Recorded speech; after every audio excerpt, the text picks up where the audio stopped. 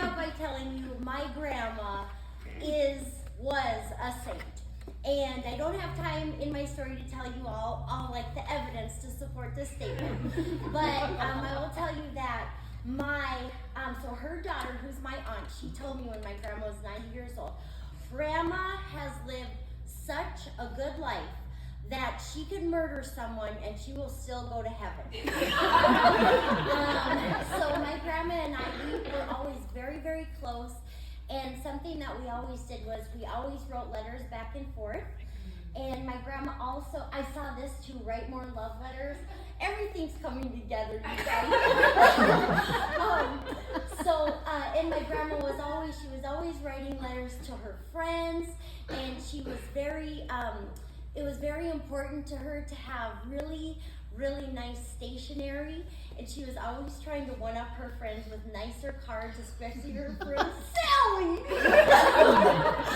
And she also was really committed to writing Christmas letters.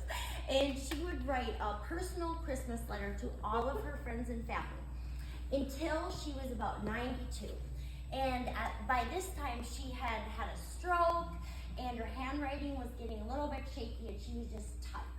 And she said, I'm just tired, I'm done, I don't want to do this anymore. But then my aunt said, just because you're tired doesn't mean people don't want to hear from you. So my grandma then enlisted me to type her Christmas letters. So I would go over and she would dictate the letter and I would type it out and we send it off. Well, in the summer of 2014, my grandma, my angel, died. And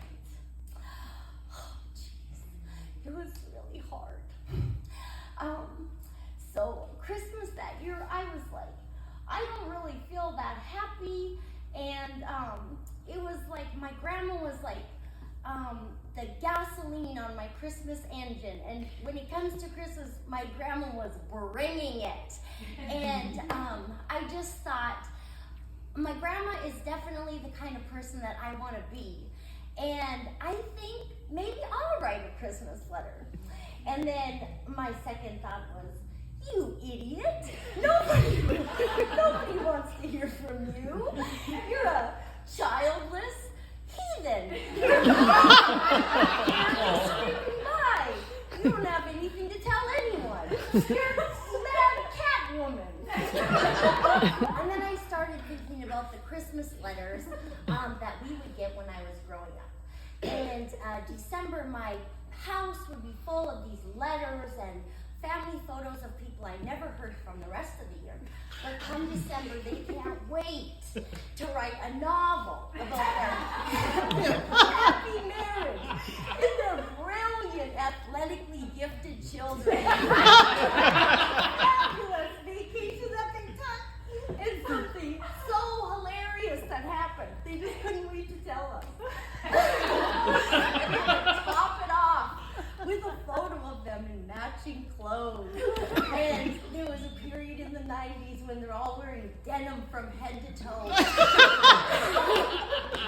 against a stark white background. When I was growing up, I would look at those letters and pictures and I would feel so alone and inferior because my family did not look like that. And I didn't travel anywhere. I grew up in North Dakota, and sometimes we go to Fargo because they have a nice food court. And and I didn't even like sports. So my third thought was, I am going to write a Christmas letter. So I got on Facebook to my 440 pseudo friends. I said, hey, I'm going to write a Christmas letter, so if you want one, send me your address. And I got about 40 addresses. So I sat down to write my letter, and I started off, I told about my career. So that year, I spent being sexually harassed because I was a car sales lady. Then I wrote about my kids, my 2 cats. They had a really good year because we had saved up enough paw points to get them an electronic water fountain. The paw points is this little code on the side of Fresh Up Kitty Litter, similar to Marlboro Miles. You redeem them for gifts, but these are all cat-centric. So we finally, after 9 years, saved up 2,500 points to get an electronic water fountain. And so I sent off my letters. Now, one thing about my grandma that was like the greatest gift from my grandma is, from a very young age, I started to have sometimes very alone feelings. Like I just felt very disconnected from other people. And my grandma always made me feel like I'm not alone. And I sent my letters out, and my letter was a hit. People were messaging me, and they were writing on Facebook, "Thanks, Nikki Settlemeyer. Your letter made my day." And so I felt that this is definitely a tradition. I'm going to carry on writing my Christmas letters. And I know my grandma would be so proud of me, because those people wrote to me and they let me know that I'm not alone, and that was like a little whisper from my grandma. And every year now, sometimes I'll be out and about. This is my 8th year, and I'll see someone that are a little down on their luck, and I'll say, "Hey, do you want a Christmas letter? Give me your address." I'm sending hundreds of Christmas letters at this point.